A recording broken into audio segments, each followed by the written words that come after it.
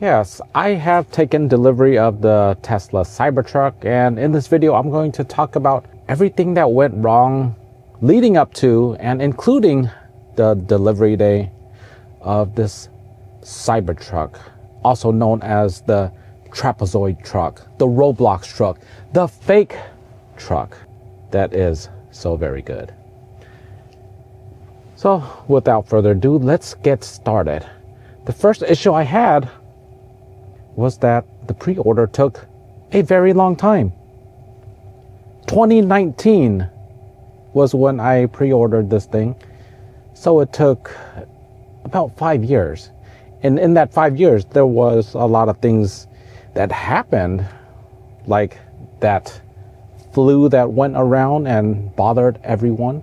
The money lost just disappeared. Well, it doesn't disappear, but the value is basically gone. So this car costs a lot more. And of course, I've lost like 50% of my hair because of all these things, all these factors.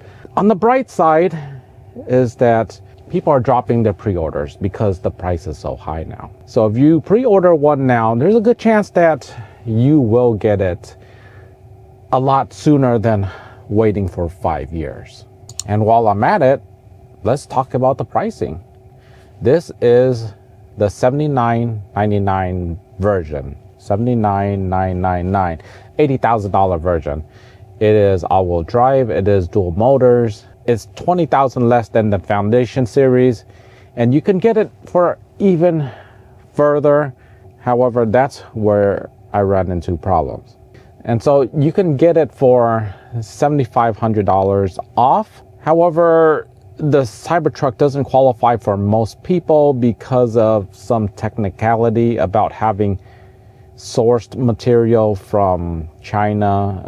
I hear it was the cathodes. And that's only for 2024 models, and it's a very specific exclusion for the Cybertruck. Maybe Elon doesn't have the very best friends. Not that there's any favoritism going on. Anyhow, so that's what happened with the Cybertruck, and to get the rebate, you have to have a business. For that to work, that's simple enough. You can go in the app. By the way, you just order this Cybertruck on the app, and it's quite like buying on Amazon, or more like Apple. Yes, Apple is more like it. You just configure your MacBook, and then when it's time, you go pick it up at the Apple store, or you have it delivered to you. Well, in this case, I had to pick it up from the Tesla store, but I'll get there in a second. So to get that $7,500 off, you can go and register a business. However, in the app, you're just putting in a business name. Nobody is looking, nobody is requesting documents. So you can say that you're running a business, and hopefully that will get you that rebate.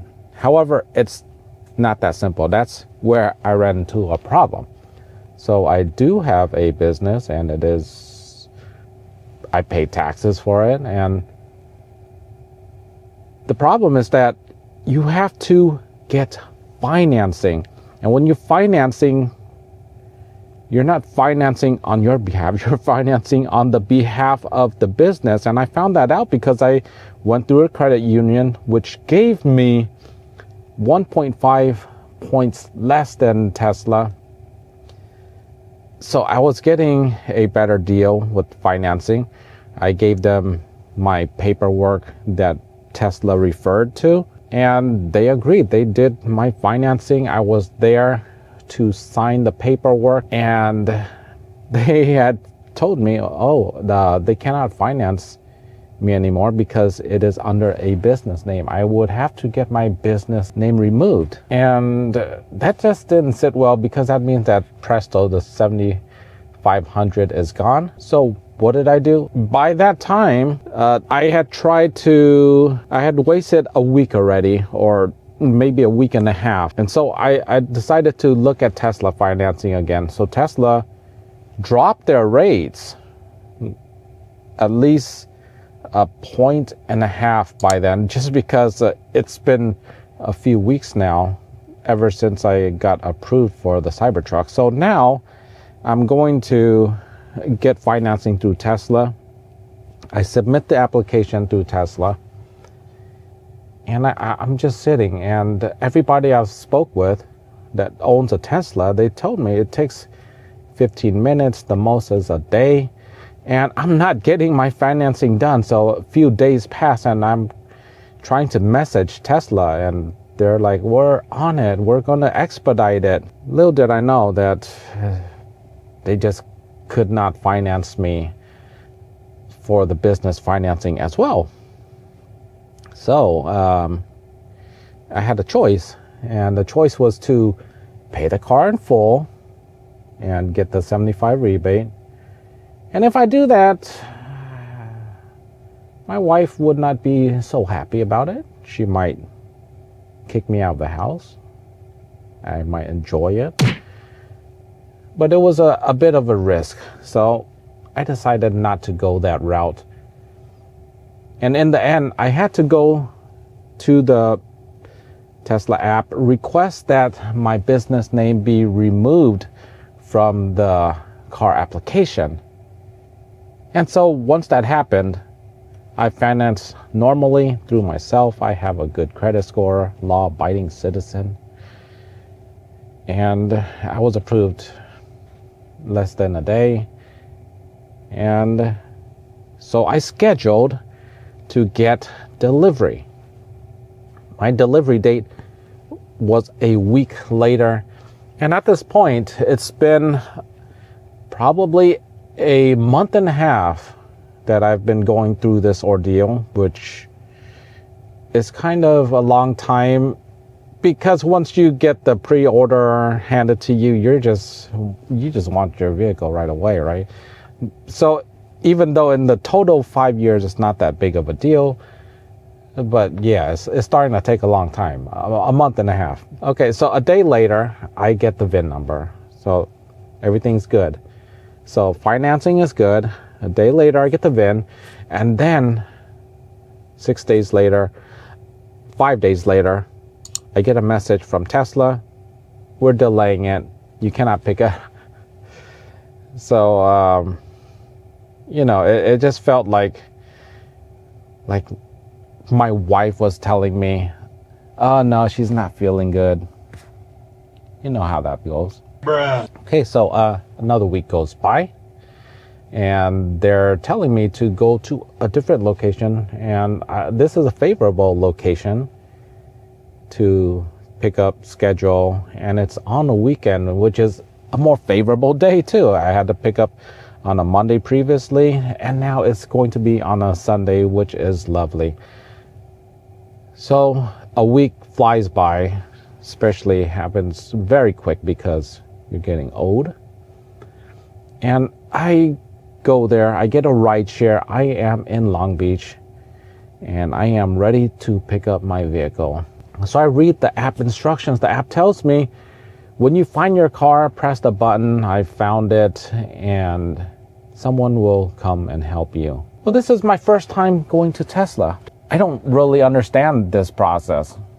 How am I supposed to know which one's my car? My VIN number, it tells me in the app. I see the VIN number, but I don't really see that on the car. So how do I know?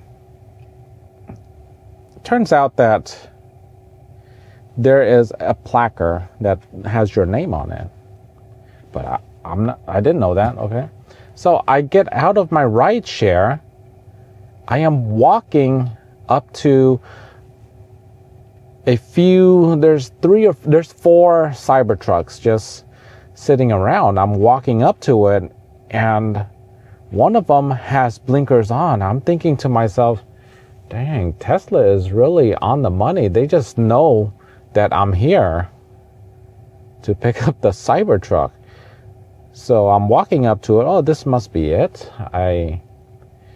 I can't really tell. I wasn't even looking at the placards. I wasn't paying attention. I was just looking at the cars. Where's the VIN number? And then I clicked, oh, I want to receive, I'm here. I received my Tesla. I found my Tesla Cybertruck. And I just wait there for like 10 minutes. Nothing happens. Nobody comes. So I'm walking around. I'm asking questions. I'm looking at the placards, and I figured it out. That placard is your name. Your name is supposed to be in there. And so that was another mistake. So I went inside, and there's people helping inside, and that's where you should go right away. I tell the lady exactly what happened. I clicked on the wrong car, and she said, okay, just wait 30 minutes. Okay, so they're working on my car. I wait 30 minutes, have some tea, and I am back in. 30 minutes is over. And I tell the lady, where's my car? And she's like, they're still working on it. So now I'm getting a bit antsy because I'm at the Tesla store and this lady is giving me seemingly the runaround. I tell her my story again. I clicked that I am here, and I clicked on the wrong one. And she told me, okay, so what happened is that the car wasn't ready, but I clicked that I found it. So it caused a glitch in the system. And now they have to get to a manager, and they have to clear out that little glitch, that little error, before they can release the car to me. So another half hour rolls by. They finally drive the car to the front. They have my placard. It is mine. They give me the key cards, of course. It is mine. They said, thank you very much. Have a wonderful day. So I am in my car. I am ready to go. And I cannot go because this thing is not mapped to my phone. So I'm back inside again, and I'm telling them, all right, this thing's not mapped to me. So one last time, I had to go get it fixed, and they got it fixed one last time, even though they were congratulating me and all of that. So it didn't go so smoothly, but it went. I eventually got the car.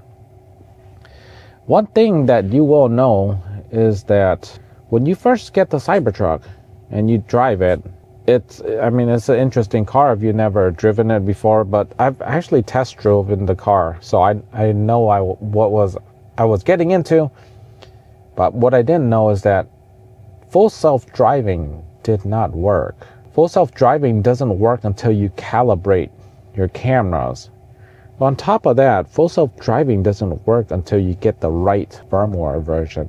And so you have to go into the software in your Cybertruck and make sure it's on advanced so that it can download early. So I just had to do that because the Cybertruck is a fairly new car, and that's what you gotta do. You have to tinker with this to get it all going, but eventually it got all going, and I was able to get the software update, get the full self-driving. However, I wasn't able to use it the very first day. And this is kind of, there's a bit of a learning curve with this vehicle, because the tonneau cover and this mirror is not useful at all. You have to rely on a digital screen to see in back of you. You have to rely on this digital screen to see on the sides of you. You don't have to, you don't technically, you have mirrors, but the digital screen actually works better because it shows you your blind spot. So you just look at that screen. And aside from that, yeah, it's totally different. I'll do a review in a different video, but let's just say that the Cybertruck is typical Elon Musk style way of developing. And it's not just Elon Musk, but it's his principle of first principle designs, where you reevaluate without assumptions on how to build from the ground up. In my personal life, I am a software engineer, and I have adapted his principles without even understanding the name of his principles. And it is a very interesting way to approach design and building. I'm a big fan. And so it takes a while for you to understand why things are done this way, but if you understand that Elon has first principles and you watch the original release, then it's not that difficult. Anyhow, that's all I got for this video. Thank you so much for watching. Be sure to like, subscribe, share. See you in the next one. Take care.